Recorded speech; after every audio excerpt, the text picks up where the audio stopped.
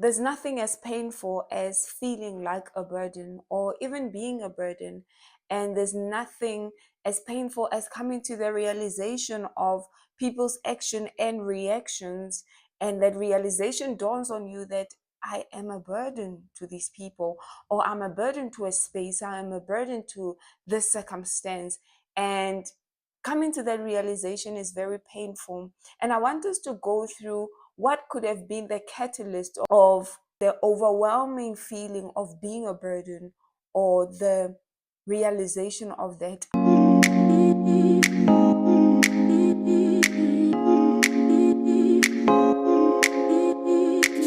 Hi family, welcome to Holy Communion where we break bread. My name is Bonolo Mpofu, and if this is your first time, welcome.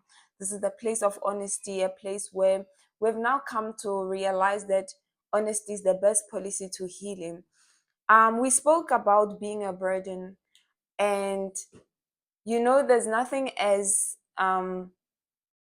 difficult as knowing that you are capable of doing things, and also like coming to a realization that there's a certain type of person Bonolo is, but you find yourself being the opposite of what you know yourself to be. I want us to go through about four points as to why do we find ourselves in places where we feel like a burden, or we find ourselves in places where we are a burden. I think one of the most important things of realizing whether or not you've become a burden is when you people please. You and this people pleasing thing, it does not happen because it is who you are, but you find yourself people pleasing because you love people and because you want to see people happy, to the place where you sacrifice your own likes, your own dislikes, your own things that make you for the sake of the happiness of other people. This is in marriage, this is in friendship, this is in relationships, where you find that you have compromised a lot of who you are to make other people happy. And people pleasing is one of those things that later on in life you realize that actually I've lived my life pleasing other people to the place where now I have become a burden to those people, or I've become a burden to that circumstance, or I've become a burden because now you are so dependent that you've invested yourself in other people's likes, in other people's dislikes, in what other people want to build, in making sure that other people's visions comes to life. And in that process, you have crucified, or rather, you have laid down your own likes and dislike. So if you want to overcome being a burden of other people, or the feeling, the emotion of being a burden to other people, is first you need to stop people pleasing. This could be your mother-in-law, this could be your sister-in-law, it could be your husband, that you've lived your life trying to please your husband, trying to do things that your husband likes, and trying to build upon the vision that your husband has for the family, irregardless if that vision kills a part of who you are. The second thing, you must know where you stand. Know where you stand. It's like a correlation of the first point that we spoke about, that is stop people pleasing.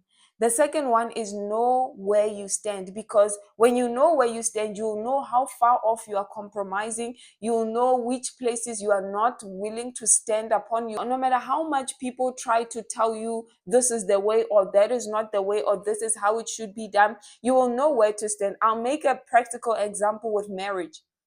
There's this pressing issue on newlyweds that now, when are you making a baby? That can be one, people pleasing, as in the first point, and two, it could be you are now driven into something where when you don't know where you stand, that I don't want kids now, I want to find myself in marriage, I want to find who I am outside of my husband, I want to find my space within the marriage now as a wife, coming from being a girlfriend. Those certain things, knowing where you stand, will help you be able to know how far off you can go from where you stand, your standpoint, where you say, I am rooted in this point. As in, let me make an example. You could be an outgoing person, and being an outgoing person, you used to maybe go out a certain times, a certain few times in a month or in a week, and then all of a sudden your life changes, you find a partner or you find a job, and that job takes away from your zen, from your center. It takes away from your standpoint. It sort of uproots you from where you stand and wants you to be rooted into something else.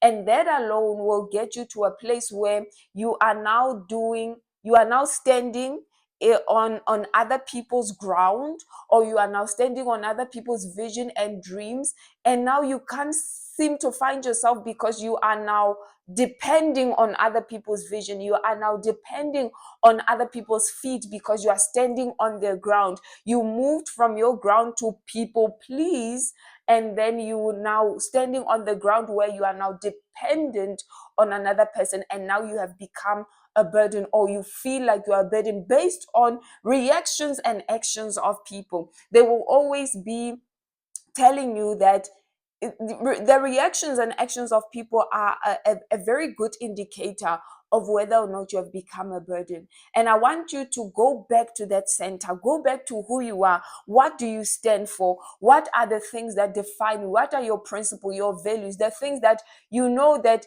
I can compromise on these things? There is nothing you cannot compromise on, but there are certain things you can say, I can compromise up until this point. Beyond this point, it means I have uprooted from my standpoint where I'm rooted and well nourished to go to a place where I'll be dry, and now I'll be dependent on other people to water me, on other people to tend my garden. So it is important to know where you stand. As you go into 2025, you must be able to know what are the things that I don't compromise on, or that I'm willing to compromise to a certain level, a certain extent, that I don't find myself uprooted from a place.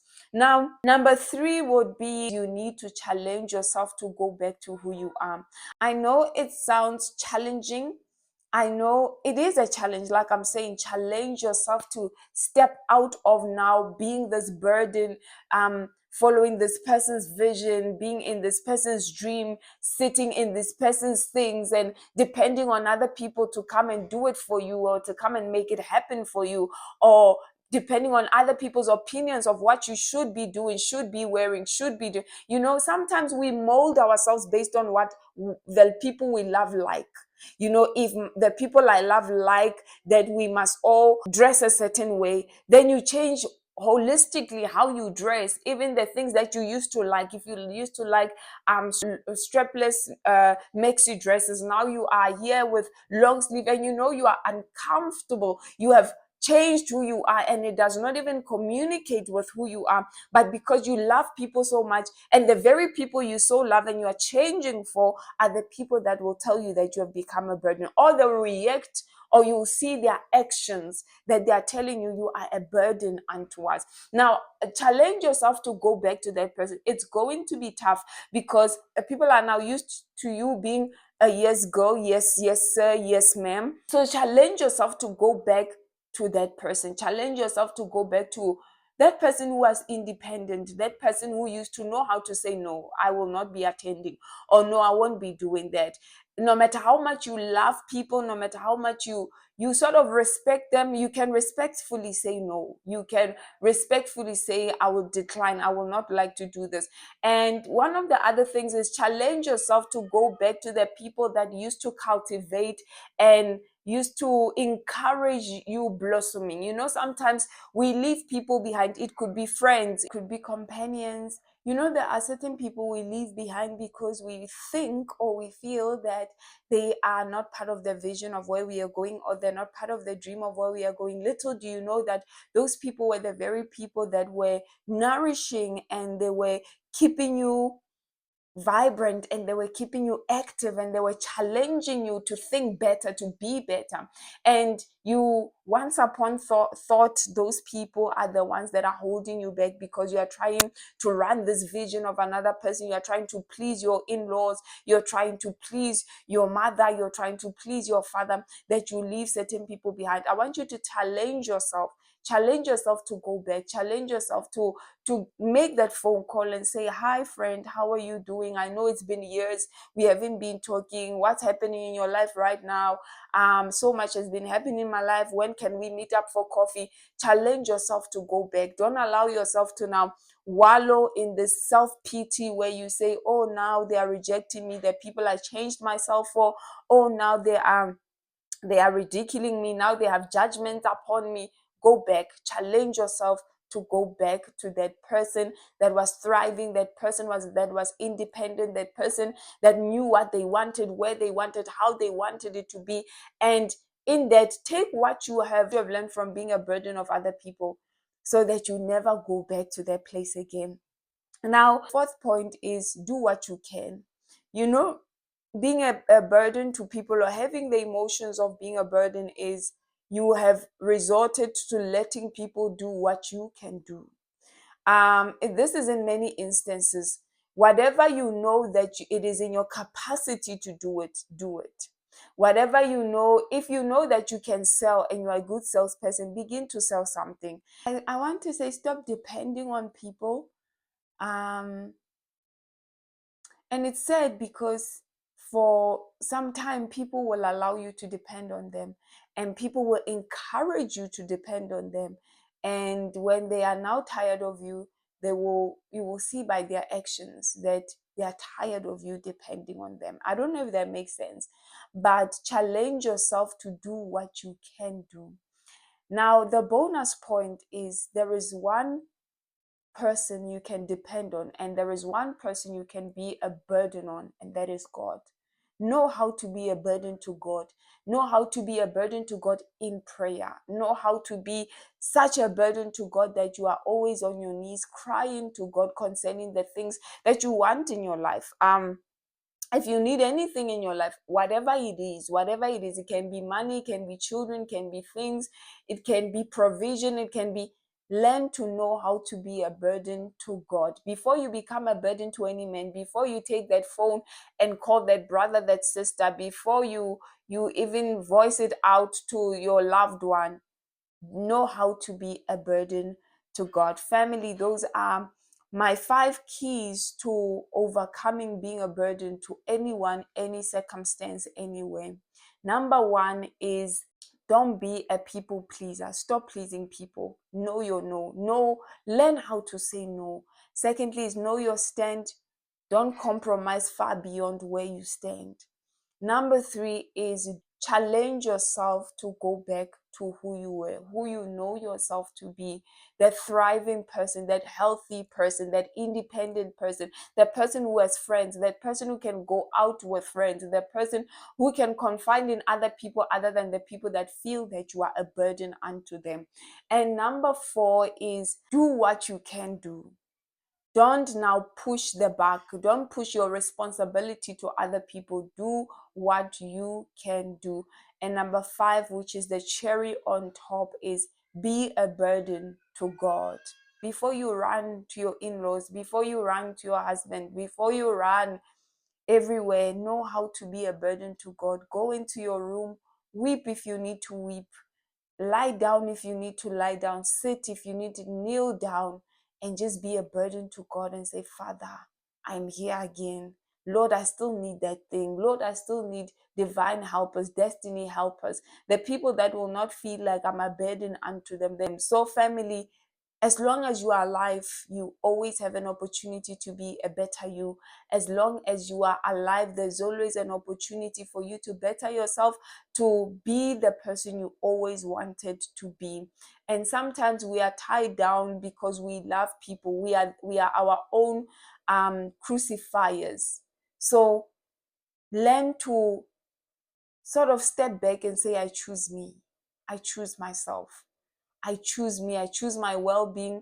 I choose myself to thrive. I choose me. I want to see myself as a whole person that loves God, that loves people, and you are a burden to no one. The Bible says, "Oh, no man nothing but love. Oh, no man nothing but love." Let it be that when people speak about you on your grave, when people speak about you, they don't say, "Oh," they don't feel as though that like they have been they've been freed from this burden, but they actually feel your absence. They actually feel that actually someone has left. There's a space, there's a vacuum because a person has left. Be that person. In 2025, choose to be on the other side. Choose to be your beautiful, thriving self. Choose to be a person who's independent and dependent on God. You are independent, you are thriving, and you are dependent only on God. May the Lord bless you. May the Lord keep you. Let me know what you think of this new version of our YouTube channel. It's always good to speak to people concerning the issues of life. Have a blessed, blessed week. Bye.